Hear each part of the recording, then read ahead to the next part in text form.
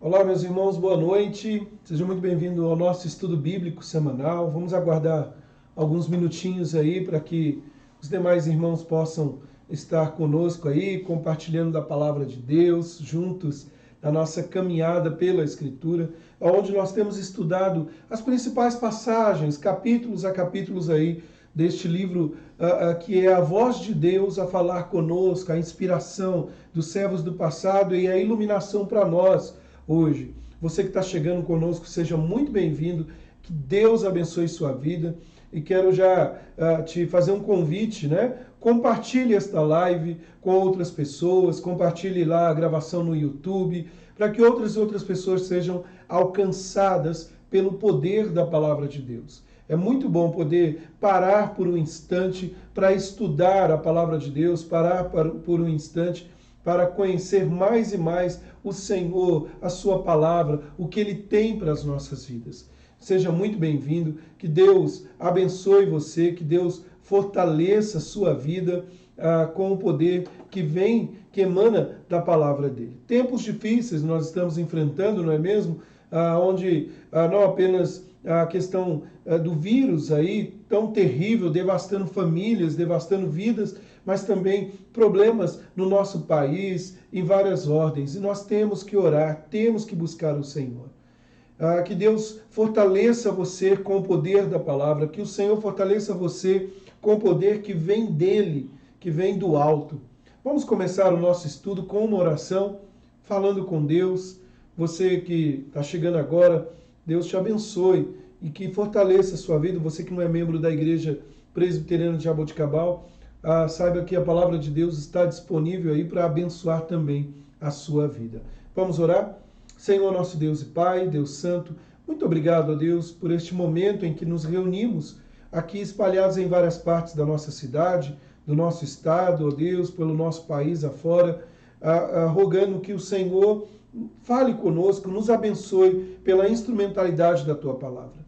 Eu quero, ó Pai, rogar a Ti, ó Deus, que o Senhor abençoe aqueles nossos irmãos que estão enfermos. Lembramos do Guilherme Candeloro, lembramos, ó Pai, da filha da Dona Aurora, Senhor, que estão enfermos, e outros com as suas dificuldades. Visita cada um, ó Pai, recuperando a saúde deles, como a saúde da nossa irmã Márcia.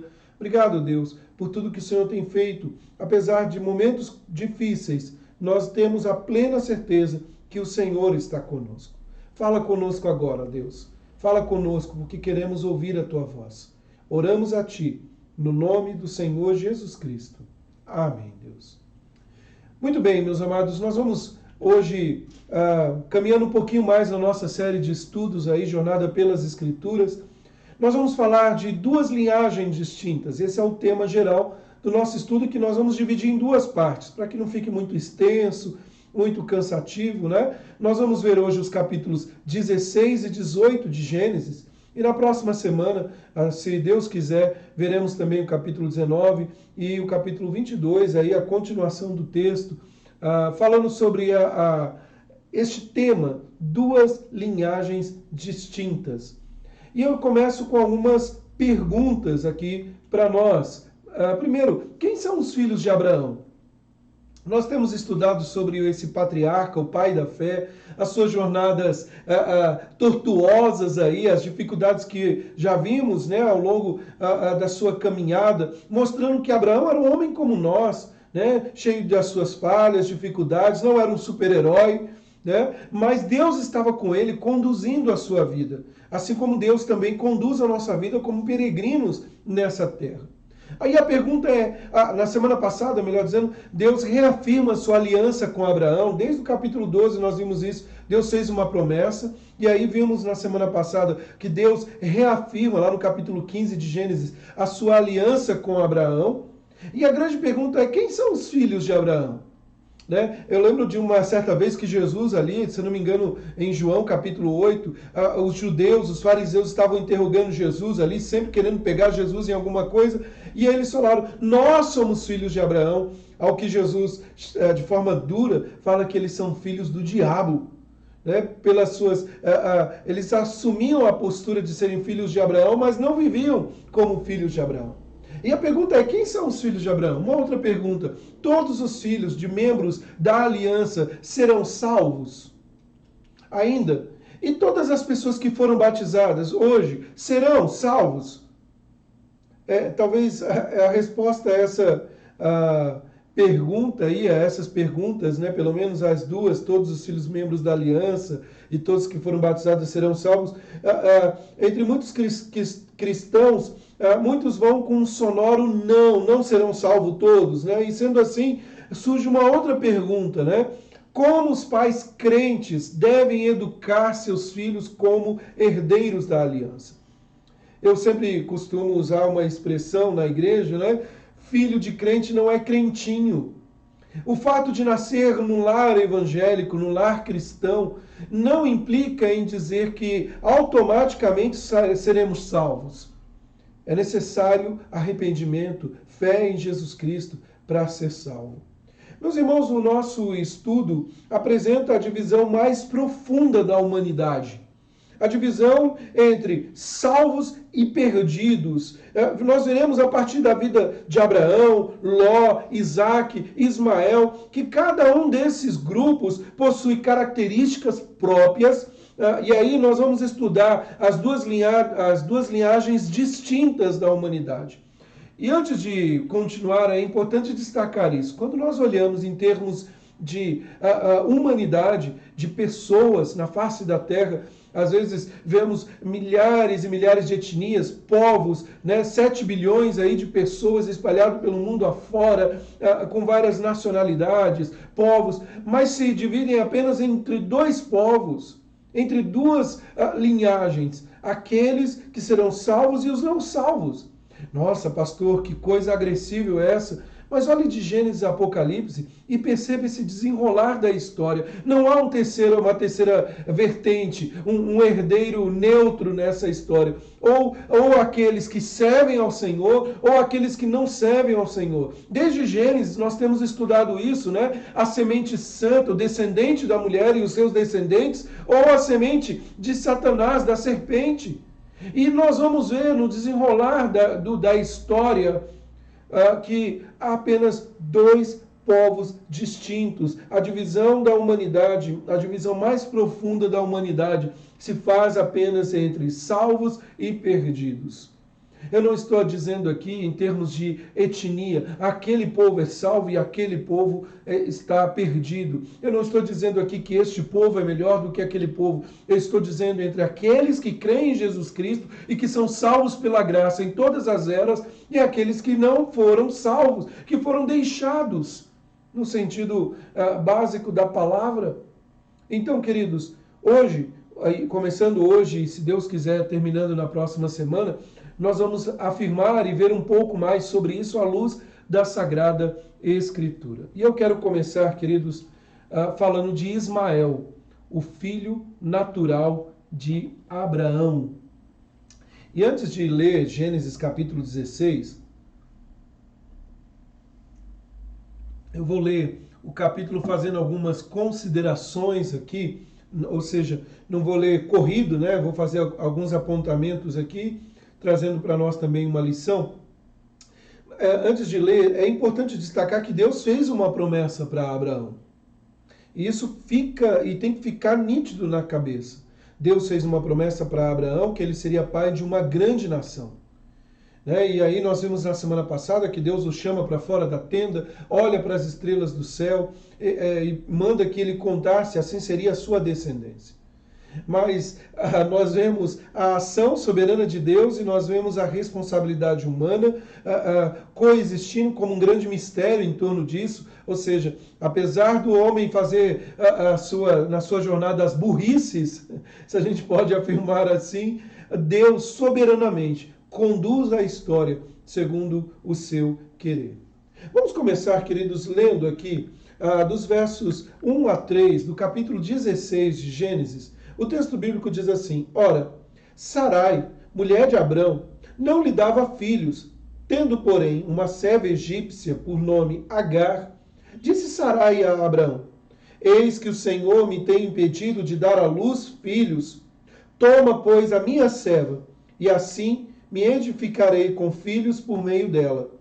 E Abrão anuiu ao conselho de Sarai. Então Sarai, mulher de Abrão, tomou a Agar, egípcia, sua serva, e deu-a por mulher a Abrão, seu marido, depois de ter ele habitado por 10 anos na terra de Canaã. Os primeiros versos aqui do capítulo 16, versículo de 1 a 3, vendo que não podia ter filhos, Sara, até então seu nome Sarai, sugeriu ao seu esposo Abrão que tivesse um filho com a sua serva Agar. Naqueles dias, os filhos e escravos eram tidos como propriedade dos seus senhores. E Abraão, então, ele aceitou, o texto bíblico diz que ele anuiu ali a sugestão da sua esposa e Agar ficou grávida do patriarca. Logo de início aqui, é importante destacar isso, que Abraão, no caso Abraão aqui, ele nem questionou. Ele simplesmente, tá bom, fazer o quê? Vou fazer esse sacrifício aí de coabitar com a tua serva e ter um filho com ela. Agora, olha a continuação do texto, versículo 4 até o versículo 6. Diz assim: ele a possuiu e ela concebeu. Vendo ela que havia concebido, foi sua senhora por ela desprezada. Disse Sarai a Abrão: seja sobre ti a afronta que se me faz a mim. Eu te dei a minha serva para a possuíres. Ela, porém, vendo que concebeu, desprezou-me. Julgue o Senhor entre mim e ti. Respondeu Abrão a Sarai: a tua serva está nas tuas mãos. Procede segundo melhor te parecer. Sarai humilhou-a e ela fugiu da sua presença. Meus amados irmãos, nós percebemos que a gravidez de Agar gerou conflito entre as mulheres e culminou com a despedida de Agar por parte de Sara. Ela é expulsa ali do convívio do clã. É interessante que Sara havia afirmado, o Senhor me tem impedido de dar à luz, é o Senhor que controla a concepção do nascimento de filhos.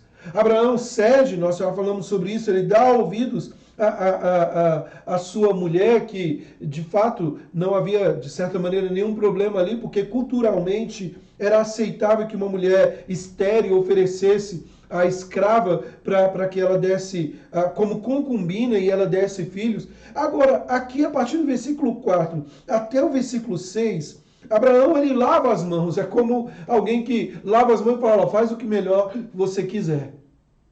Mais uma vez, eu volto a destacar, Abraão não questionou ali, lembrando lá de capítulo 12 e capítulo 15, que Deus reafirmou a aliança: eu vou te dar uma herança. Mas Abraão não questionou sua mulher, simplesmente deixou o fluxo natural correr aí. Mas o texto continua. E aí, meus queridos, é interessante que do versículo 13 até o versículo 15, a palavra do Senhor nos diz assim: então ela invocou o nome do Senhor que lhe falava: tu és... deixa eu só ver uma questão aqui. Perdão. Lendo agora do versículo 5 até o versículo 12. Eu li do 13, mas na verdade o versículo 5 até o 12 diz assim: tendo achado o anjo do Senhor junto a uma fonte de água no deserto, junto à fonte no caminho de sul, disse-lhe: Agar, serva de Sarai, de onde vens e para onde vais? Ela respondeu: fujo da presença de Sarai, minha senhora. Então lhe disse o anjo do Senhor: volta para a tua senhora e humilha-te sob as suas mãos. Disse-lhe mais o anjo do Senhor: multiplicarei sobre modo a tua descendência, de maneira que por numerosa será contada. Disse-lhe ainda o anjo do Senhor: concebestes e darás à luz um filho, a quem chamarás Ismael, porque o Senhor te acudiu na tua aflição. Ele será entre os homens como um jumento selvagem. A sua mão será contra todos, e a mão de todos contra ele, e habitará fronteiro a todos os seus irmãos. Nos versos que nós acabamos de ler aqui, do versículo 7 a 12, nós vemos aqui, queridos, melhor dizendo, do versículo 5 a 12, nós vemos que um anjo encontrou Agar junto a uma fonte e lhe anunciou o propósito divino de multiplicar a sua descendência, a descendência do seu filho. Veja que apesar dos intentos do homem fazendo aquilo que não era a vontade de Deus, era a vontade do homem, o homem carnal, a raça humana, Deus não perde o controle, o Senhor tem planos, o Senhor está conduzindo a história. Esse jovem, esta criança deveria se chamar Ismael, e o anjo exortou ali a Agar a se humilhar perante Sara, a sua senhora. Apenas fazendo algumas menções aqui do texto e depois trazendo algumas aplicações para nós. Veja que o versículo 7, a expressão que aparece aqui no texto é o anjo do Senhor. Este anjo do Senhor é um ser sobrenatural enviado da parte do Senhor como seu mensageiro. Alguns acreditam que até é uma aparição do próprio Cristo pré-encarnado aqui, como no capítulo 18, depois que aparece também a Abraão. No entanto, queridos, é interessante que ele aparece aqui, o ser, né, que apareceu a Agar, é especificado aqui como o Senhor e Deus. Olha lá o versículo 13. Então ela invocou o nome do Senhor e lhe falava: Tu és Deus que vê. Pois disse ela: Não olhei neste lugar para aquele que me vê. Então, olhando aqui, é o Filho de Deus. É bem possível que seja o próprio Cristo pré-encarnado que aparece para Agar, mostrando que ele tem, o Deus soberano, um plano na história. Mas vamos continuar o texto, né? Eu fiz menção do verso 13, vamos ler do verso 7 a 12. Então ela invocou o nome do Senhor, que lhe falava: Tu és o Deus que vê, pois disse ela, do verso 13, né? Eu falei 7, mas do verso 13 em diante. Pois disse ela: Não olhei eu neste lugar para aquele que me vê? Por isso aquele poço se chama Ber-Lai-Roi, está entre Cádiz e Bered. Agar deu à luz, verso 15, a um filho a Abraão, e Abrão a seu filho que dera Agar chamou-lhe Ismael. Era Abrão de 86 anos, quando Agar deu à luz a Ismael. Meus amados, Agar invocou o nome do Senhor, reconhecendo a misericórdia divina, e deu à luz a criança a quem Abraão chamou de Ismael, conforme a palavra de Deus. O texto bíblico mostra a idade de Abraão, 86 anos, quando Ismael nasceu. E aqui eu quero destacar algumas questões no nosso texto, agora que nós já lemos, falando sobre a linhagem de Ismael. Apesar das falhas de Abraão, Sara e Agar, a misericórdia de Deus esteve sobre eles. Deus prometeu abençoar Ismael e a sua descendência. Ele teria uma longa posteridade e receberia algumas bênçãos do pacto como filho do mesmo. Sabe, queridos, é importante olhar para esse texto aqui, e ainda que fosse ampla e socialmente aceita a prática do concubinato, ou seja, a descendência ali por meio de um estrangeiro, de um escravo, de uma concubina, era uma desobediência à palavra de Deus, porque desde o início, lá de Gênesis, capítulo 2, o verso 24, o Senhor ordenara a monogamia heterossexual. Ou seja, o casamento entre homem e mulher para dar a geração assim. E tal pecado, ele trazia consequências, né? As suas consequências. Dentre essas consequências, entre as mulheres, a desonra da esposa. E por isso nós vemos no texto aqui que gera as intrigas, o problema. E olha, para falar a verdade, sempre quando entra no texto bíblico a questão de duas esposas, na maioria das vezes nós vemos que dá problema. Lembra no caso de Ana, a mãe de Samuel, e Penina, a rival? No caso aqui, Sara se sente afrontada pela a escrava Agar e a despede ali. Sabe, queridos, é interessante porque há a desonra da mulher, há a desonra no lar. Isso está imbuído aqui no texto. Mesmo que o costume local, mesmo que a lei civil ampare aí, né, nesse contexto aqui, a poligamia, nós não devemos nos esquecer que a lei de Deus afirma que os cônjuges têm responsabilidade recíprocas entre si. 1 Coríntios 7, o verso de 1 a 5. E eles não podem fugir deste princípio estabelecido por Deus para o casamento. O casamento deve ser monogâmico, heterossexual. Nós vivemos hoje, né, com tantas invenções, a poligamia crescendo aí em alguns ciclos e outras falhas, e tudo isso nós vemos a colheita, os problemas.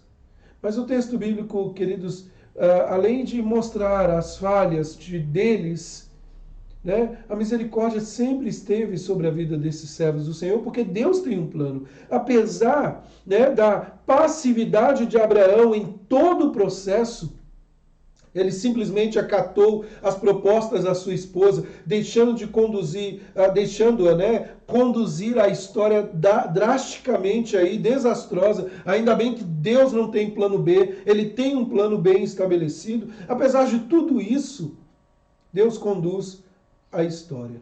Sabe, queridos, em Gênesis capítulo 16, nós vemos o absoluto equívoco do homem de tentar produzir por si mesmo filhos prometidos à aliança. É notório perceber que o homem quer fazer do seu jeito, da sua maneira. E enquanto me preparava aqui no nosso estudo, estava pensando, né, lá em Gênesis, no início, lá em Gênesis capítulo 3, na queda dos nossos primeiros pais, a mulher deu ouvido à serpente e levou ao seu marido o fruto, e ele, sem discutir, simplesmente sendo passivo, ele come. E ao início aí desse drama da queda, a questão aqui não é uma briga de gêneros, mas de não anuir, de não dar atenção à voz de Deus. Lembre-se que Abraão recebeu uma promessa de Deus, assim como Adão recebeu ali uma reprovação do Senhor, ou seja, uma ordem do Senhor de não comer do fruto. Aqui Abraão recebe uma promessa e ele não dá ouvidos à voz de Deus. O problema, como eu disse, não é uma briga de gêneros, homem e mulher. Marido não pode ouvir a esposa. Não, pelo contrário. A Bíblia fala que a mulher sábia edifica o lar. E devem caminhar juntos, unidos aí. Mas o ponto em questão, queridos, que nós devemos olhar nesse texto, são algumas verdades que eu quero destacar. Em primeiro lugar, nós devemos agir quando Deus nos dá claramente a responsabilidade e a autoridade para isso. É interessante que Deus nunca colocou a responsabilidade de gerar uma criança sobre Sara e Abraão, sobre Sarai e Abraão. Deus tinha prometido lhe dar filhos e ele deveria ouvir a voz do Senhor. Sabe, queridos, ouvir a voz do Senhor requer esperar no tempo de Deus. A você, jovem, que tem orado para Deus preparar um marido, uma esposa temente, cuidado para você não querer dar uma ajudinha para Deus. Eu sei que a gente tem que ter a escolha, né? A gente não vai esperar cair do céu. Se cair do céu, misericórdia, né? Na verdade, é nós que escolhemos, é aquela que nos agrada, aquele que nos agrada, que é temente a Deus. Mas cuidado, você que está orando para que Deus te abençoe e querer agora pular, né? Como diz no ditado popular, colocar a carroça na frente dos bois. E aí nós vemos, queridos, isso, né? Devemos agir com aquilo que Deus nos ordena agir. Uma outra coisa que eu gostaria de destacar, nós devemos seguir em frente só quando formos motivados pela fé. Neste texto, o que fica evidente para nós é que a motivação não era pela fé. Sara, se você observar, ela afirma o seguinte: eis que o Senhor me tem impedido de dar à luz um filho. Ela demonstra descrença. E o seu marido, como a palavra diz, anuiu, consentindo aí deitar-se com Agar. Parece que Sara sentiu-se compelida a agir porque Deus a tinha impedido de dar filhos. Apesar das tentativas, né? Apesar de tentar talvez em outros momentos, ela não esperou no tempo de Deus. E quando a gente não espera o tempo de Deus, vem problemas. Quando falamos que temos fé, mas não queremos esperar na vontade de Deus, aí os problemas vêm. Sabe, queridos, nós devemos pensar antes de agir, quando parece que Deus está nos impedindo de ter o que buscamos. Querer forçar a barra com Deus, dar um jeitinho. A gente tem que tomar muito cuidado com isso. Nós devemos ter muita cautela ao fazer qualquer coisa que apele aos nossos apetites carnais. Pare e pense no que poderia ter feito Abraão seguir as instruções de Sara. Sabe, queridos, é interessante que basicamente ela estava incentivando ali para ele se deitar com sua serva e coabitar com ela, conforme o texto bíblico diz. Sem dúvida, Agar era uma jovem, talvez atraente aí. E Abraão, simplesmente levado pelo seu instinto natural, ele não olha para a promessa de Deus. E quantas vezes nós perdemos a bênção porque não olhamos a promessa, fazemos apenas a vontade da carne. Nós devemos também, queridos, ficar em dúvida quando nossa principal razão para fazer alguma coisa é aliviar a pressão, em vez de colocar em prática algum princípio. Sara estava querendo aqui ajudar Deus a adiantar o processo, estavam sob pressão. E aqui, queridos, é interessante até, posso dizer, né, que a única razão para Abraão ter tomado Agar foi para acalmar e tentar silenciar a sua esposa, para evitar o confronto. Nós vemos isso um pouco na características de Abraão, apesar de ser um servo obediente a Deus, abençoado por Deus, parece que ele não gostava muito de confrontos. E demonstra até um certo temor, conforme nós vimos no capítulo 15. Mas também, queridos, nós nunca devemos agir quando nossos métodos não são compatíveis com nossos objetivos ou com o nosso Deus. Tome cuidado. Tome cuidado. Quantas pessoas estão hoje vivendo de forma pragmática, tentando dar um jeitinho, tentando ajudar Deus? Sabe, queridos, o texto que nós lemos, em suma, ele nos ensina acerca da tendência humana à precipitação. Por vezes, ficamos procurando meios para cumprir a vontade do Senhor. Por vezes, procuramos meios para tentar ver, eu vou ajudar Deus, ou melhor dizendo, eu vou obedecer a Deus, mas o quanto que isso vai me custar e quais meios que eu vou me valer? Nós devemos lembrar que Deus é soberano, que Ele está conduzindo todas as coisas. Nós devemos entender também que a vontade de Deus para a unidade, o casamento, é a monogamia. Sem invenções, sem a libertinagem que nós estamos vivendo hoje, e tão presente dizer que Deus os entregou. Sabe, queridos, Jesus denunciou o divórcio como uma quebra da aliança, da fidelidade monogâmica. Nós devemos tomar muito cuidado com isso. Fica evidente no texto. Então, queridos, nós chegamos aqui no capítulo 16 com essas lições. E aí eu gostaria, ainda dentro dessa temática das duas linhagens, agora pular o capítulo 17 e olhar com os amados o capítulo 18. Feito essas considerações no capítulo 16, vamos para o capítulo 18? E no capítulo 18 nós temos aí o anúncio do filho da promessa. Na semana, mais para frente, não na semana que vem, na outra, nós vamos falar do capítulo 17. Por isso que nós pulamos, porque nós estamos trabalhando dentro de temáticas aí para encaixar melhor na compreensão. O anúncio do filho da promessa. Sabe, queridos, só um dado aqui, antes da gente, até eu vou tirar aqui a imagem, deixar aqui na imagem dessas duas linhagens. Há uma curiosidade que eu havia feito algumas anotações aqui e trouxe para vocês. Qual é a descendência, qual é a linhagem de Ismael? Quando a gente fala em termos de Ismael, né, a gente sabe de Isaac, o povo eleito de Deus, o povo de Israel, o povo hebreu, veio lá Jacó, Esaú, seus filhos. Nós vemos tudo isso desenrolar da história, né, as 12 tribos, o reino do norte, o reino do sul, Judá, de onde vem o Salvador, o Messias. Mas e a linhagem de Ismael? O que a gente pode falar? Sabe, queridos, assim como as 12 tribos, os 12 patriarcas de Israel, os 12 filhos de Naor, assim como nós temos as 12 tribos, conforme eu disse, nós temos também Ismael considerado por muitos como patriarca dos árabes, com os seus 12 príncipes árabes.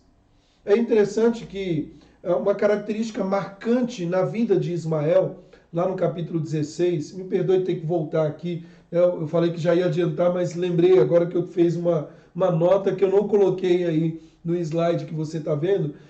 Uma característica marcante na vida de Ismael está lá no verso 12 do capítulo 16, que o texto diz que ele será como um jumento selvagem. Isso não é um elogio muito bom para se fazer hoje em dia, né? Olha, seu filho vai ser como um jumento selvagem. O que significa isso? A gente chamar alguém de jumento hoje é perigoso apanhar na rua. Mas, queridos, Ismael, com essa promessa, ele estava afirmando que Ismael seria forte, selvagem e livre. E de um trato difícil, né? Desprezando a vida na cidade, amando a liberdade, a ponto de viver como com ninguém, até mesmo com seus próprios parentes, alguém que vai viver como um errante na terra. Ismael, queridos, ele não desapareceu da Sagrada Escritura, ele não desapareceu das páginas da Bíblia, e muito menos ele não ficou sem bênção, conforme eu mencionei agora há pouco. Meramente, queridos, por não pertencer à linhagem de Israel, Deus tinha um lugar e um destino reservado para ele. Ele não deixou de ser abençoado. E o que nós vemos aqui, queridos, é que entre os descendentes de Ismael, eles se tornaram inimigos ferrenhos de Israel, os descendentes de Isaac. Se você ler o Salmo 83, você vai ver um pouco isso, essa figura aí. Até os dias de hoje nós vemos isso. A Bíblia cita os 12 filhos de Ismael e ele afirma que os seus descendentes se estabeleceram na região que vai de Havilar ao sul, a região leste do Egito até o norte da Síria. E aí, queridos, essa direção toda se estabelece entre a Síria, que é a região norte do Iraque, e Abraão habitou por um tempo, né, nessa região, na habitação aí dos amalequitas, as tribos nômades, né? E nós vemos estes da linhagem de Ismael, o povo árabe, né? Nabaiote, olha que nome diferente, era o filho mais velho de Ismael, que significa em hebraico frutificação. Era o chefe de uma tribo árabe. Está lá em 1 Crônicas, verso 1, 29, capítulo 1, verso 29. Né? A sua descendência, ela continua a ser conhecida com este nome. Né? Capítulo 25 de Gênesis, se você olhar o verso 16, diz assim: são estes os filhos de Ismael, e estes os seus nomes pelas suas vidas e pelos seus acampamentos, 12 príncipes do seu povo.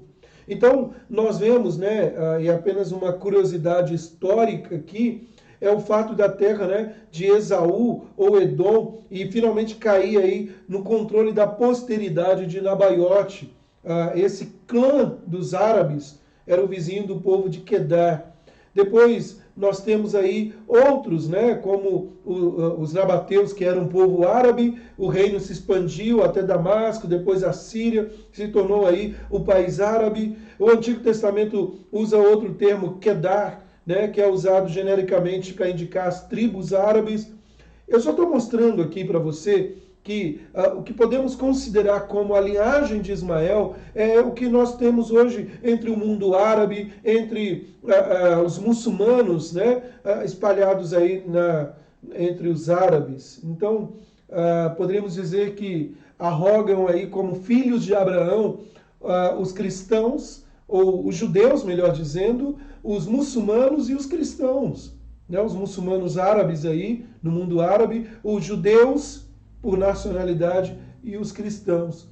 Três povos aí, três linhagens, né? Três que saem disso, mas que apenas duas são distintas aí. Aqueles que estão com o Senhor salvos e aqueles que não estão. E é importante destacar isso, queridos. Não estou falando aqui geograficamente, que o povo árabe não vai ser salvo. Não, há salvação até entre os árabes, assim como no Brasil também, e em qualquer parte do mundo. Porque o Senhor trouxe salvação de todo o povo, toda a língua e todas as nações da terra. Então, apenas uma curiosidade, desculpa essa curva aí que eu fiz, é porque eu não podia passar em branco esse ponto. Então, quando você pensar no povo árabe, eu não diria na sua totalidade, mas uma grande gama aí do povo árabe, nós temos então a descendência de Ismael. E abriga até os dias de hoje. Vamos lá, capítulo 18, o anúncio do filho da promessa. Meus irmãos, nós vamos analisar em linhas gerais aqui o capítulo 18. Né? O texto começa do verso, e eu quero ler do verso 1 até o verso 7. ou até o verso 8, nos diz assim: apareceu o Senhor a Abraão nos carvalhais de Manre, quando ele estava sentado à entrada da tenda, no maior calor do dia. Levantou ele os olhos, olhou, e eis 3 homens de pé em frente dele. Vendo-os, correu da porta da tenda ao seu encontro, prostrou-se em terra e disse: Senhor meu, se acho mercê a tua presença, rogo-te que não passes do teu servo.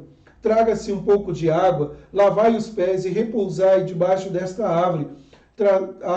Trazei um bocado de pão, refazei as vossas forças, visto que chegastes até vosso servo, depois seguireis avante. Responderam: faze como disseste. Apressou-se, pois, Abraão para a tenda de Sara e lhe disse: amassa depressa 3 medidas de flor de farinha e faze pão assado ao borralho. Abraão, por sua vez, correu ao gado, tomou um novilho tenro e bom e deu ao criado, que se apressou em prepará-lo. Tomou também coalhada e leite e novilho, que mandara preparar, e pôs tudo diante deles, e permaneceu de pé, junto a eles, debaixo da árvore, e eles comeram. Em primeiro lugar, queridos, é importante destacar que nesse capítulo aqui, nós temos mais uma aparição do Senhor a Abraão. O Senhor foi ter com ele em Manre, né, numa aparição em forma humana. Nós vimos lá no capítulo 16, temos visto o Senhor falando constantemente com o seu servo. E aqui, queridos, os 3 homens que foram ter com Abraão eram provavelmente o Cristo pré-encarnado e 2 anjos. No verso 1 aqui do capítulo 19, se você observar, diz: ao anoitecer viram 2 anjos a Sodoma, cuja entrada estava Ló assentado. É interessante que o Senhor sai de cena aqui, o Senhor Jesus Cristo, o Cristo encarnado, e permanecem esses 2 anjos aqui.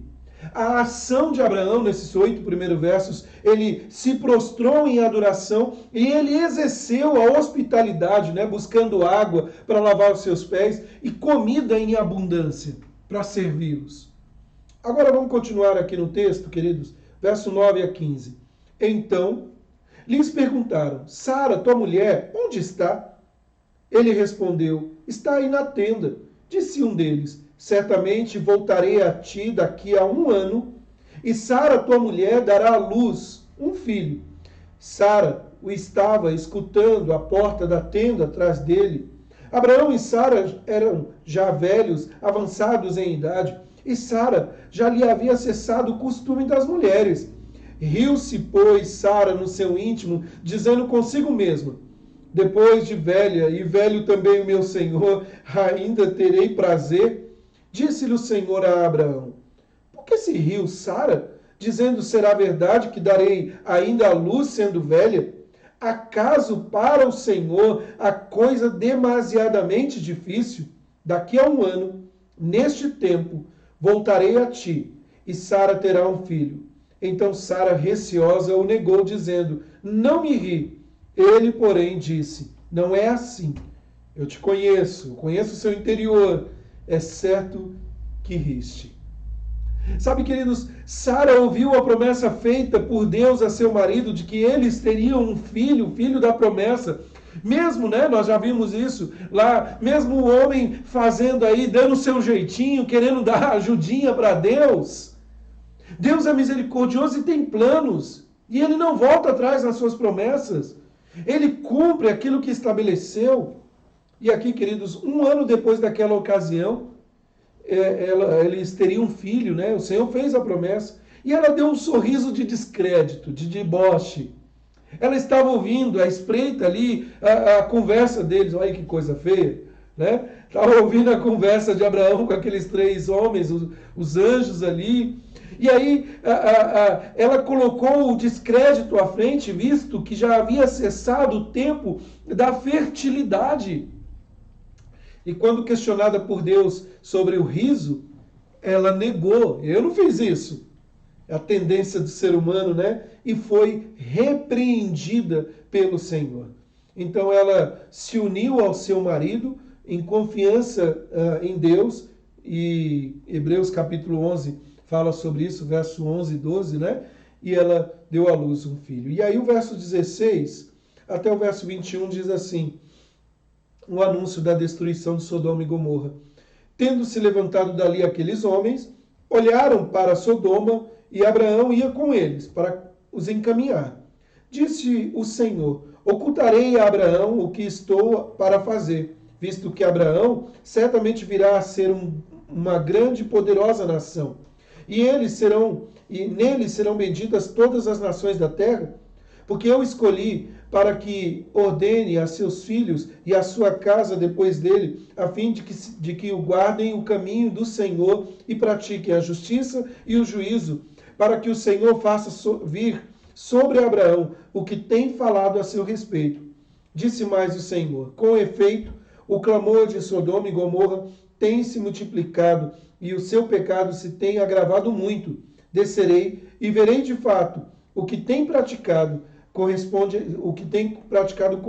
a esse clamor que é vindo até mim, e se assim não é, sabê-lo-ei. O que nós vemos aqui desses versos é a impiedade crescente, de Sodoma, na região de Sodoma e Gomorra, e isso incomodava cada vez mais o Senhor, a impiedade crescente. Lembra que nós falamos daquela trajetória de Abraão, desastrosa ali, de muitos conflitos, onde Ló, a gente vai falar um pouquinho dele semana que vem, ele decide morar na terra de Sodoma, na região de Sodoma ali, e ali a guerra entre os 4 reis do norte contra os 5 reis do sul, e Abraão intervém ali pelo seu sobrinho, mas lá nós vimos no texto, no capítulo 13 de Gênesis, que eles faziam aquilo que era desagradável ao Senhor. O pecado é crescente no coração humano.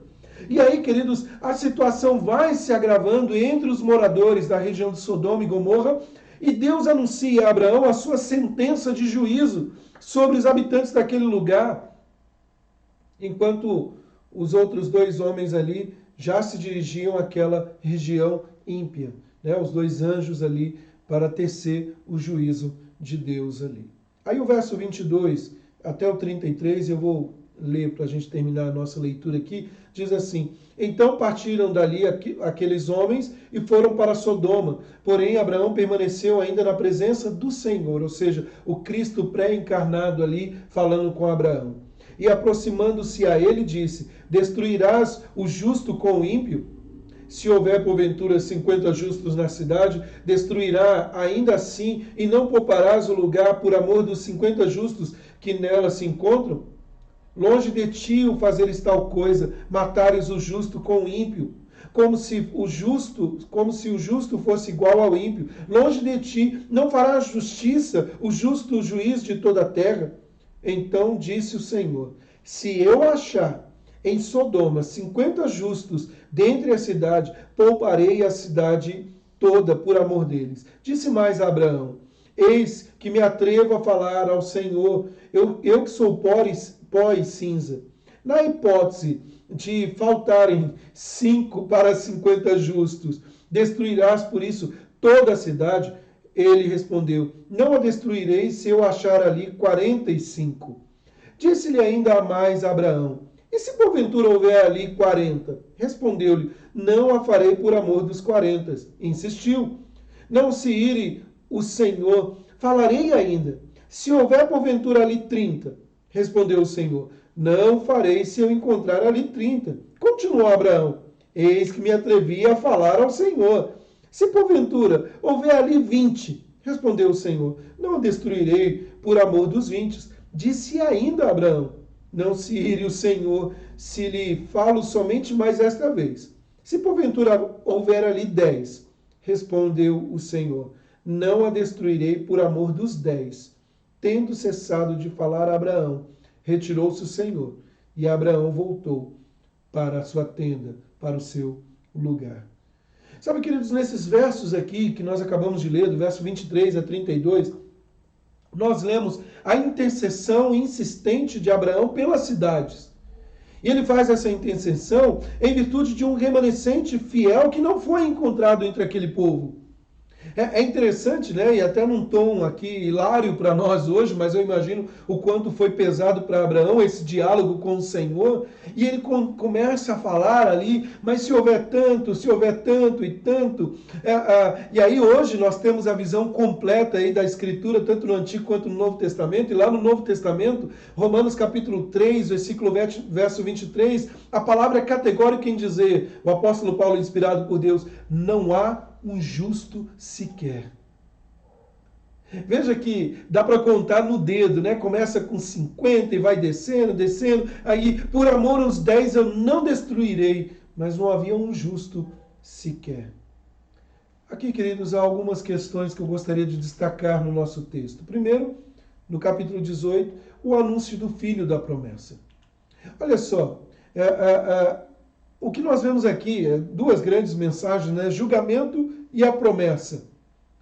Veja que o texto nos fala no versículo 14, acaso para o Senhor, há alguma coisa demasiadamente difícil? Quando é difícil confiar nas promessas, nós devemos nos lembrar de quem Deus é. Veja que no capítulo 16, por não lembrar da promessa de Deus, Abraão e sua esposa Sara bola um plano ali, Sara, né? Ele deu ouvidos ao plano da sua esposa ali, e eles têm um filho longe da vontade de Deus, porque Deus fez a promessa, não era daquela maneira. Deus prometeu pelo seu poder dar um filho a uma mulher idosa e estéril, chamando-a a confiar na sua palavra. Agora, queridos, eu destaco aqui o versículo 14, quando ele nos diz, acaso a coisa é demasiadamente difícil para o Senhor? Jesus disse lá em Lucas, no capítulo 1, a mesma expressão mostrando isso, queridos, não há nada difícil para o Senhor. Maria, melhor dizendo, né? Não há nada impossível para o Senhor. Como pode ser isso? Deus é o Deus soberano que está no controle de todas as coisas. Não há nada demasiadamente difícil. O que cabe a nós, então? O que cabe a nós, queridos, é confiar na promessa de Deus. Aquele que fez a promessa é fiel para completá-la. Então nós temos aí o anúncio da promessa. Mas ainda há um contraste no texto. Se nós estamos falando de duas linhagens, de dois povos, há um nítido contraste entre a piedade esperada do povo de Deus, como praticada por Abraão, e a impiedade mostrada pelos habitantes de Sodoma e Gomorra. Sabe, queridos, olhando para esse texto aqui, Abraão reconheceu ter recebido uma visita muito especial. O texto mostra o seu temor, ele se prostrou, ele tratou seus hóspedes ali como reis, né? Ele fez comida suficiente ali para 50 pessoas, ele permaneceu em pé enquanto os hóspedes se serviam. A hospitalidade dele ali era uma marca que todo crente deve ter, uma hospitalidade saudável, uma demonstração concreta do amor de Deus. Hebreus 13, versos de 1 a 3. Narra sobre nós isso, até mesmo muitos pela hospitalidade hospedaram anjos em suas casas. Queridos, mas por outro lado, o texto nos mostra que há um contraste. Ou seja, o povo da aliança e o povo ímpio. Ainda falando desse contraste, queridos, o exemplo dado por Abraão apenas ressalta o que a Escritura Sagrada depois diria sobre o povo da aliança. Se você vai lá para o capítulo 19, o versículo 5 e 6.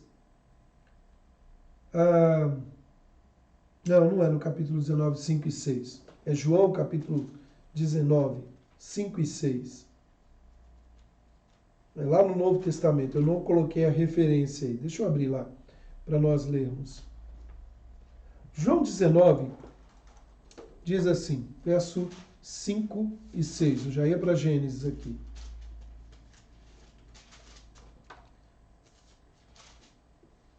Diz assim: saiu, pois, trazendo uma coroa de espinho, um manto de púrpura, dizendo, disse-lhe Pilatos, eis o homem. E ao verem os principais sacerdotes e os seus guardas, gritaram, crucificam, crucificam.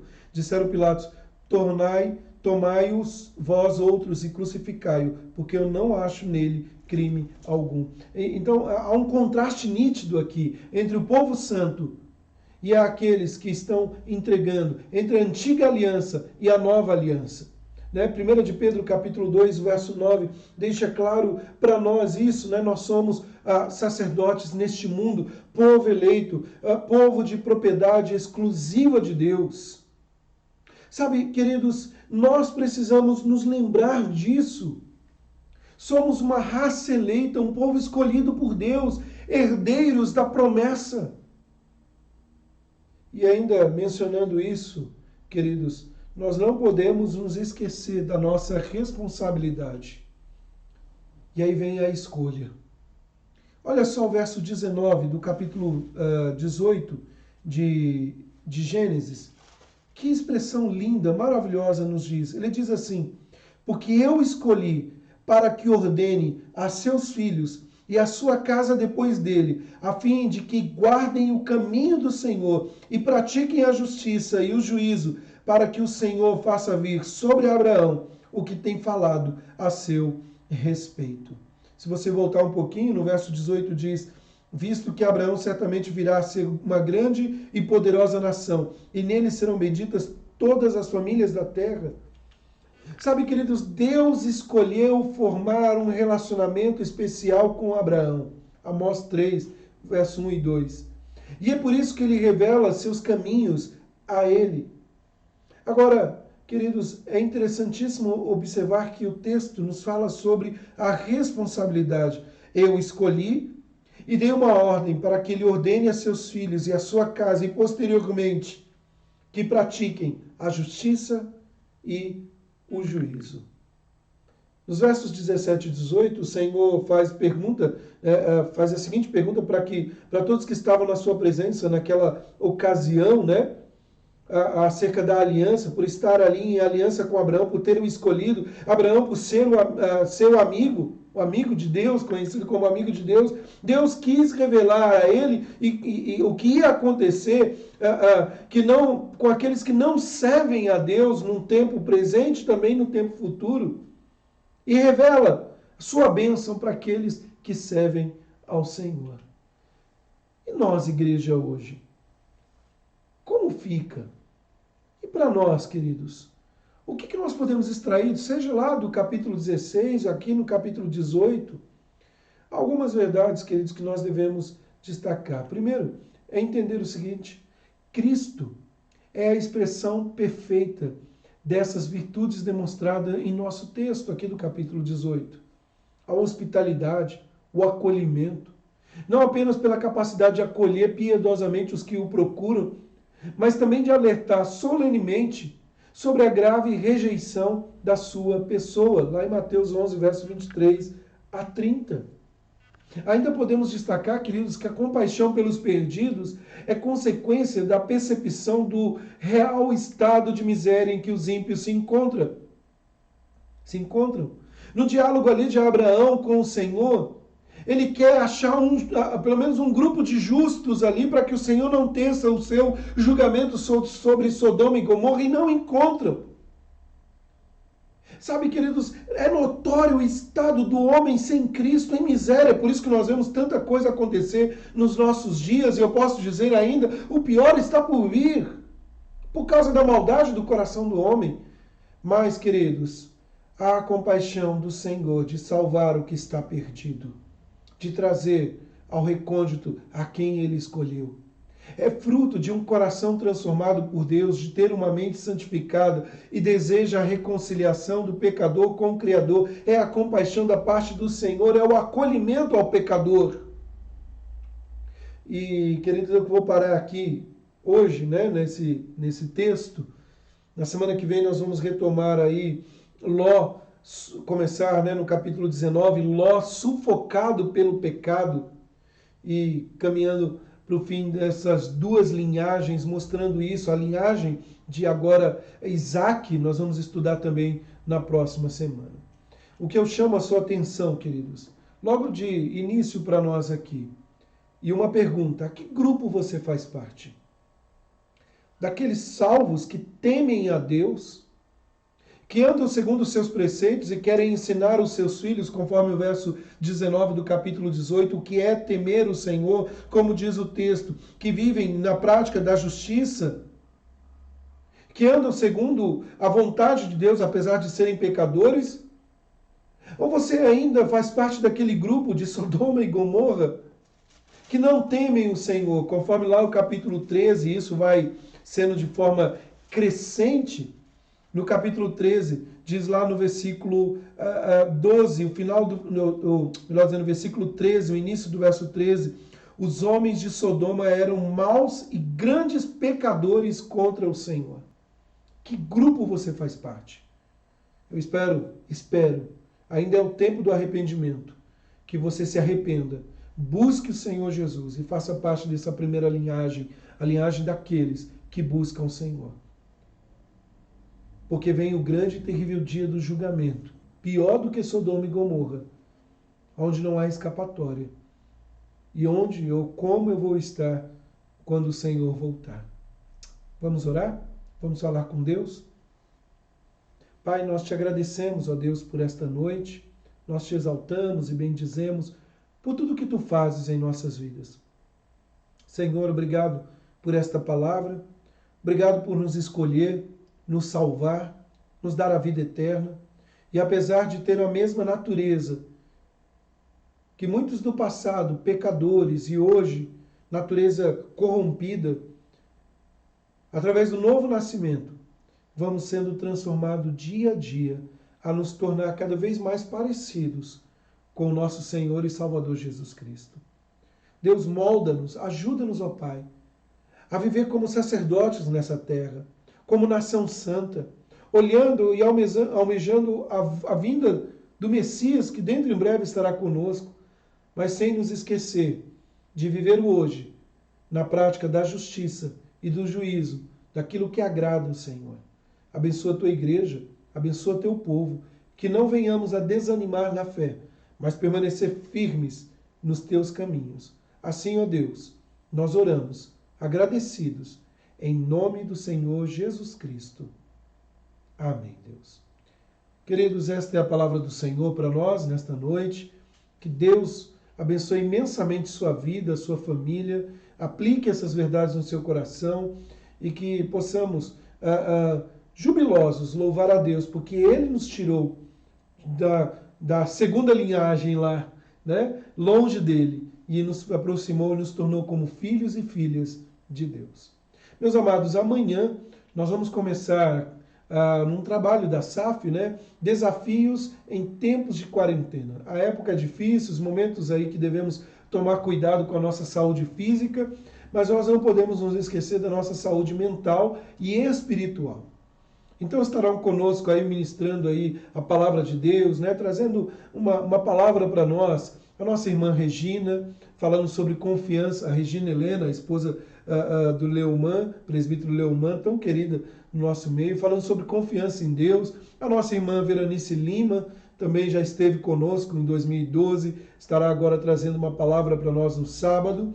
Nossa querida irmã Fabiana Partellini, que é a esposa do pastor Magno, do reverendo Magno, falando de resiliência em tempos de crise. E a nossa querida irmã Ana Barrios, falando sobre os cuidados, né, na saúde mental na próxima quarta-feira. Então, sexta, sábado, segunda e quarta, no mesmo horário, às 19 horas, nós vamos ouvir essas amadas irmãs aí trazendo uma palavra de edificação, de cuidado para a nossa saúde mental e espiritual. Além disso, nós teremos apresentações também desses queridos irmãos que bondosamente aceitaram aí mandar para nós, né, a gravação, o Flávio e a Clébia louvando o Senhor, e também o Gerson e a Andréia, que são cantores da nossa igreja, bem conhecido aí no cenário nacional, e que o Senhor esteja abençoando a vida deles, estarão aí conosco louvando e exaltando o Senhor. Então já fica o convite.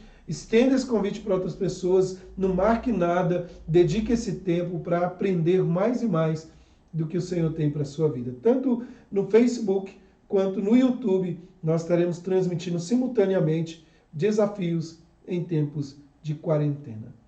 Queridos, Deus abençoe, que Deus fortaleça cada um de vocês. Coloque aí algum comentário, compartilhe esse vídeo aqui e que Deus abençoe você e sua casa. Tá bom? Se tiver alguma dúvida, estou à disposição para ajudá-los nas suas dúvidas. Tchau, queridos. Até amanhã, se Deus quiser. Tchau, tchau.